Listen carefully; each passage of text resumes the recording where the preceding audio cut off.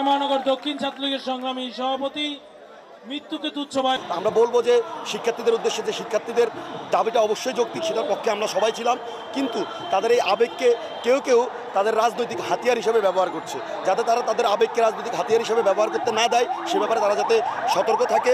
এবং একই সাথে আমরা ছাত্রলীগ আমরা সবসময় শিক্ষার্থীদের পক্ষে ছিলাম, এখনও শিক্ষার্থীদের পক্ষে আছি।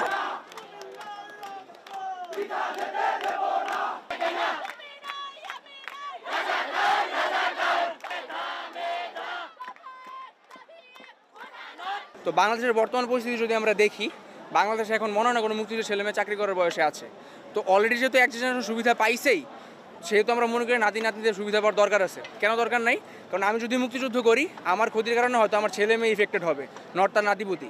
এজন্য মুক্তিযুদ্ধের একটা জেনারেশনকে যেহেতু সুবিধা দেওয়া যায় এবং যেহেতু দেওয়া হয়েছে, এজন্য আমরা এটার বিরুদ্ধে প্রতিরোধ করছি, আর দেওয়া যাবে না।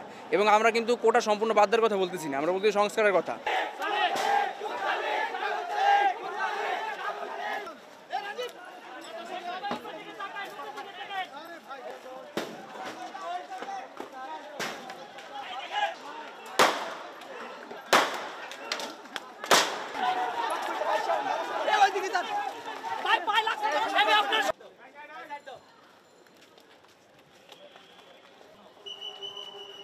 ভাই দেখেন ভাই, সবাই ছবি তোলেন।